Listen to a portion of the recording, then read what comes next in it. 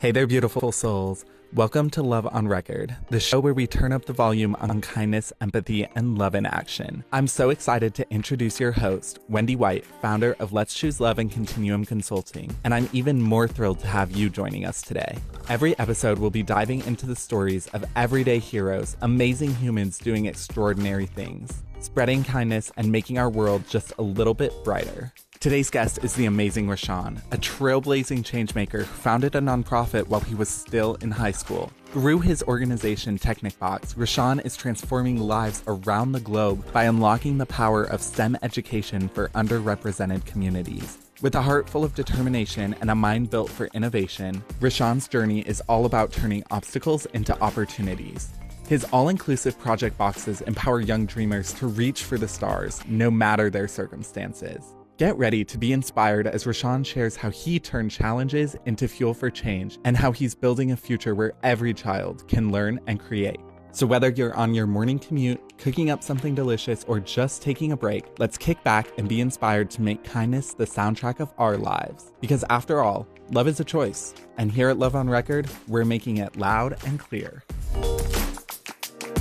Hi, I'm Wendy White with Let's Choose Love, and I'd love to welcome you to Love on Record, our podcast series. I'm really excited to be able to talk today with Roshan, who's with TechnicBox. He's one of our grantees, and he has a lot to share about the project and what they did and what they're still doing. So I'm really excited to hear more. So why don't you just tell us a little bit about yourself? Maybe start with your name and where you're from. Yeah, for sure. My name is Roshan. I'm from Plano, Texas. I currently attend the University of Texas at Austin. In terms of my career, I'm pretty interested in finance. So a lot of what I do here at college involves consulting and finance. But on the side, I obviously am part of TechnicBox. And this is a nonprofit I created in high school. And ever since then, I've been trying to give back to underrepresented and underserved communities through STEM educational kits. Wow. Well, that's pretty exciting that you started this in high school and that it was pretty much all high school kids, and now you're in college and continuing with it. So I'm curious, like, what was the inspiration? Like, what made you choose love? Because you could have easily been, just hanging out, playing on your computer, going out with friends, and other things that are just fun, but you really dedicated your time to doing something important that made a difference in the world. So what's your motivation for that? Yeah, well, for sure. First thing is, I think everyone should be giving back to the community in some way, shape, or form. And I think for me, it was through TechnicBox. I created TechnicBox my junior year of high school summer. And so throughout junior year, like we did a lot of outreach with a lot of different communities. There was this one specific school in India. It's called the Cathedral School. And we did some outreach with them, and they were very inspired by our presentation. And I think that presentation kind of made me realize that I truly do have the ability to make an impact on a community. They don't come from the same background that we come from, right? And so I think as someone that has been relatively privileged, it's important to be able to, give love back in that world and spark that positivity within these different communities. And so ultimately what I wanted to do with TechnicBox was expand it from these Zoom informational sessions to something a lot more interactive that these kids could actually engage with and take something away from. I don't want it to be a lesson where you just sit there and learn and then fall asleep through the lesson and then take away nothing from it. Whereas where you actually engage with a literal box, you're taking away a lot more from it. So that's ultimately like what inspired me to create TechnicBox. So what the heck is TechniBox? Because a lot of people that are listening right now don't have any idea what it is. And I know everybody's curious about what a group of high school robotics students created. So what is it? Yeah, for sure. To simply put it, we literally create educational boxes. So this includes like biology boxes, engineering boxes, chemistry boxes, and they teach these kids lessons. So we partner with schools and we give these boxes to these schools, and then they will pass it on to like students or anyone that's willing to learn within that community. And then they will use these boxes to learn. So for example, our biology box has a water filtration system. So it'll allow students within these underserved communities to learn about how water filtration works, the different layers, and then the scientific aspect to it. So our team consists of CADers. Those people do like 3D modeling to actually develop the boxes before we actually build them out. And then we have three people that are on the logistics side. So that includes me. These people are, constantly looking out for new partnerships and looking for new ways to develop money. We have one person that's managing high school chapters. He's a current junior in high school. He runs a chapter at Plano East Senior High School, and he's responsible for expanding chapters throughout other high schools. And then we have 2 programmers who manage our website. Wow, it sounds like you have quite an organization that you've developed under you to be able to make this work. I remember when we first connected, what was it, almost year and a half ago now? 2 years? It's been a while. And you all had an idea, but you hadn't even begun to create your first prototype. You didn't have a plan and you didn't have a website. But what you did have is a vision and a dream, and you applied for a Let's Choose Love grant. So tell us about what happened when you received that grant and how that was a catalyst and what you created from that. It was definitely a huge thing. I remember the call. Right after we got off that call, I texted the entire group and I'm like, they're willing to give us 1,000. And we all got on a call and we were all really, really excited about it because this is their first like breakthrough. And like obviously as a nonprofit, it's very, very hard to get grants until you get that first grant. Until you make that first breakthrough, it's very hard to get other breakthroughs. And I think that was super important because this kind of motivated us to just work a little bit harder and not lose hope in our journey. Tell people about how did you develop the first prototype?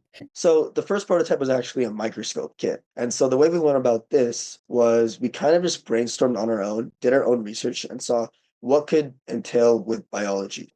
The first box is the biology box that we developed. We wanted to see what could potentially match with biology, what would people want to learn. But then an idea kind of came to our head. Will this microscope kit truly impact their lives? Will it really teach them something that they want to learn? Because at the end of the day, all they're doing is they're looking at something. So we collaborated with this professor at UTD, the University of Texas at Dallas, and we started talking about a potential water filtration model. And the water filtration model would be a better takeaway for these kids, especially for kids in rural India or in those underserved communities that don't have pure access to clean water. It gives them the opportunity to actually like use this water filtration model within their actual community and be able to apply these concepts that they're learning. I think that was ultimately the takeaway, evaluating like what they actually want to learn and what they would actually take away from it, and then getting these concepts like clarified and like figured all out with the professor.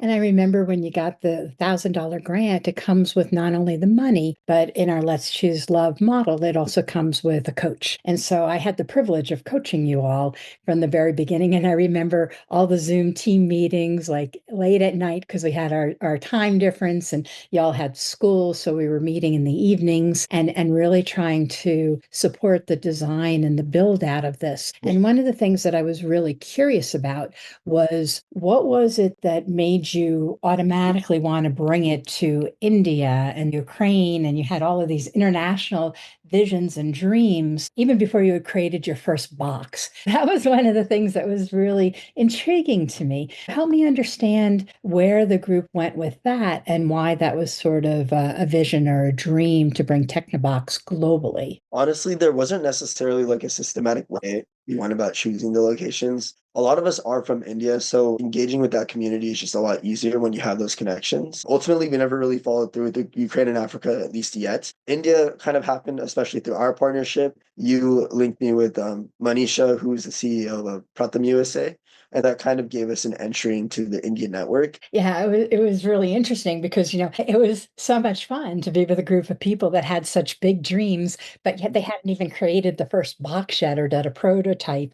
And I remember that one of the challenges was I said, okay, I'll use my contacts, my consulting contacts to connect you with an organization that was doing education throughout India. But you had to prove to me you had something that in mind that was solid and tried before I made that introduction. And I was so impressed because you took that and like by the end of the next time we met, which was like 2 weeks after, you had created a website, you had built your first box using 3D printing. Can you tell everyone about that? Yeah, for sure. So initially, in terms of building the box, we thought 3D printing might be the way to go about it, but that prototype was really, really bad, and a lot of the 3D print was falling apart. And also 3D printing to that scale is beyond our scope because we don't have that many 3D printers, and doing that with just one 3D printer takes a lot of time. So Ezion found this like online packager that like gave us like 500 Technic boxes. We designed it ourselves. We put the materials on the back of it,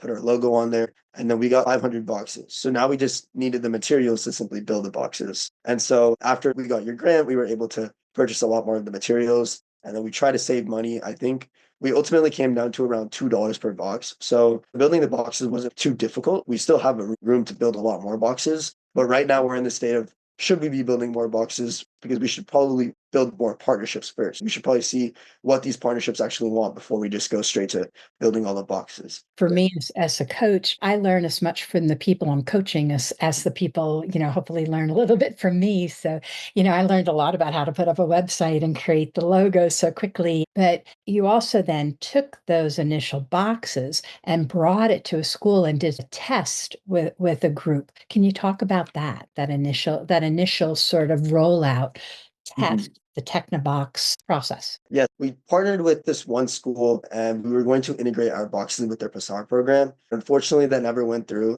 but we were ready to send out the boxes. So this week, we're actually sending it out to the Boys and Girls Club this Saturday. And so that's going to be our first rollout. I know you've made a number of different attempts with school systems and a few others, but that led to once you had the box and it was not only the box, you created some lesson plans that went into the box that helped both the not only the students to be able to recreate the project or the experiment, but also guidelines for the teachers to sort of deepen the experience with the group with different questions that you were asking, right? And didn't you partner with an educator that sort of helped you with refining some of that lesson plan? Yeah, we did partner with the professor, and she helped us a lot with developing the lesson plans. Someone on our team, his name is Santosh, he was responsible for creating the instruction manuals. So not only did that say how to actually create the boxes, it had a couple of different scientific concepts that the kids could read about at the very bottom. So they would have the opportunity to learn more about, oh, how to filter water. But there's more to this, like how do you measure the pH of this water now? So there's more scientific concepts that we integrated. And then obviously the teacher could expand that however they want based on whatever their lesson plan is.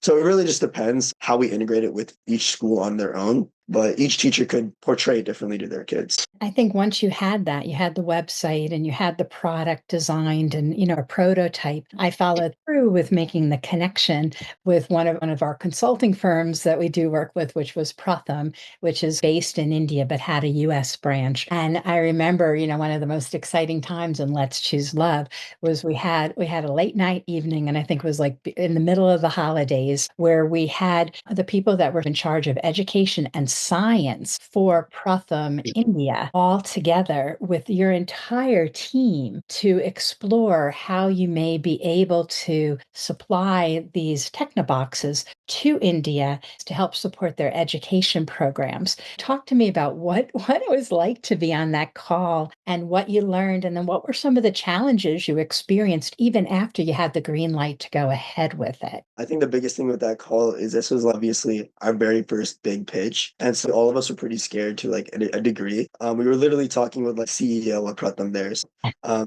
it's obviously a little bit scary in the sense that we needed this breakthrough, especially as a nonprofit or even just a growing business. Getting that first big breakthrough is probably one of the hardest things you can do. We all knew speaking wouldn't necessarily be an issue. It would ultimately come down to their confidence within our project. I think the biggest like considerations we kind of had were, is our project genuinely sustainable? Do they see like viability within this project? And those kind of questions were the kind of questions we were expecting. I think you addressed those pretty well. And I remember one of the things that we did in the coaching that was part of your development and sort of preparing is we discussed how to create a pitch deck. And Yeah. so I made you jump through a lot of hoops before I brought you to that meeting. And I remember just being blown away by your pitch deck and how professional it was and how you shared leadership in that conversation. By the end, to see these professionals and these scientists and these teachers so excited about what you had to offer was very rewarding. And we really thought it was going to move through. There was a lot of willingness on both sides, but we ran into some roadblocks. Can you talk a little bit about what some of those unexpected roadblocks were? We had a huge issue with shipping because charcoal can't be shipped through like security by freight or by plane. Right? There's a lot of regulations around whether charcoal could get shipped internationally. And that was a huge problem because our biology box had charcoal for the water filtration model. We tried to keep contact with the Pratham team and see if there's a way they can supply that charcoal locally. That was honestly the best solution we had, or build out a different box, which we have a couple of different ideas for later down the line in the future, and then ship those boxes to them. But they weren't interested in the water filtration model and they were willing to take the boxes. Ultimately, it was a problem on our side of actually being able to ship this charcoal. from what we researched, there's only certain exceptions to where charcoal can actually be shipped. And we didn't fall under any of those exceptions. And I think it's fine. Obviously, those roadblocks are eventually going to come. We have a couple of local partnerships coming up this week, actually. And so I'm excited for those. We'll ultimately get to an international level. It'll eventually come our way. It's not something to shed our tears about. I love your attitude. And I think there's things that people can learn from you. A lot of times it's normal to have big ideas. And when you're starting things from scratch, you could do your research and you take your best steps forward, but you're going to run into roadblocks. And what I see from you all is you don't let those roadblocks stop you. You found other ways to move forward in order to be able to extend your love in the world and make it happen. I'm so excited because as we were getting ready for this, you were sharing with me so many things that were emerging. Here you are already out of high school through your first year of college. It's been a year and a half or so since we had that meeting with Pratham and thought that was going to move through, but you constantly kept your eye on the ball and are starting to have a breakthrough. I would love to hear more about what are the things that you're doing right here, right now, this week that's going to help you realize that dream. Yeah, for sure. We've had our first 50 biology boxes created for a very, very long time. And ever since I moved out of college, the one thing my parents have been telling me is, when are these boxes going to leave the house? They know how much effort I put into this in high school. So the one thing they want me to do is get these boxes out of the house. I talked with you a week ago and you gave me a couple of ideas of places to reach out to. One of the programs, it's called the Boys and Girls Club, and they have a STEAM program, like STEAM. So it's a combination of STEM and art. And they're willing to take our boxes. So we're giving those boxes to them this Saturday, and they're going to be able to integrate that within their STEAM program. And then they're going to have their staff take a lot of pictures as well. Tomorrow, we have a meeting with a different program here at UT Austin, actually. So it's called You Teach, and they do similar STEM initiatives with a lot of elementary to middle schoolers here. And so we're seeing on this call how we can actually integrate our boxes, and if these boxes are actually like compatible with like the work that they're doing. So it's going to be a lot of logistics and problem solving, I guess, on tomorrow's call.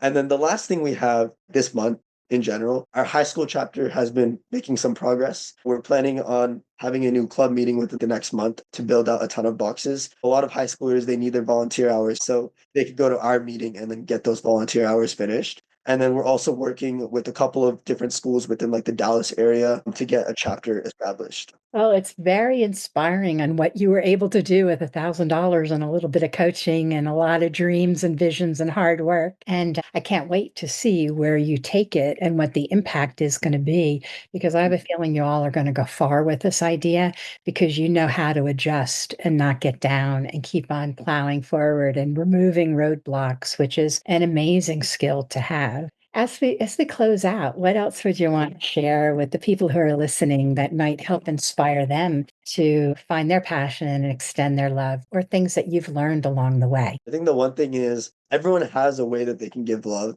At the end of the day, the company name is Let's Choose Love. Like, everyone can choose love if you like want to make that choice. Even if it's just giving someone a compliment, or if it's, building out a nonprofit like I did, or whatever it is, there's always some way you can give love back in the world, and everyone will ultimately find it eventually. In order to live a fulfilling life, I believe that you should do something good in the world before like everyone's life comes to an end. And I think before that end approaches, everyone should be giving like love in some sort of way. It doesn't need to be like this grand thing. It can just be like compliments, asking people how their day is, showing empathy to other people, whatever it might be. It's important to show love in some sort of way. And so I think that for me, through all of my robotics participation, and that outreach with the India school I talked to you about, all these different things kind of built up to me giving back into the STEM world. And at the end of the day, I'm not even pursuing a career in STEM. It's not that I hate STEM or anything. It's just not what's for me. But everyone does have their way they can give back to the world. Well, I love all of it. And thank you so, so much. I appreciate it. I know everybody's going to get a lot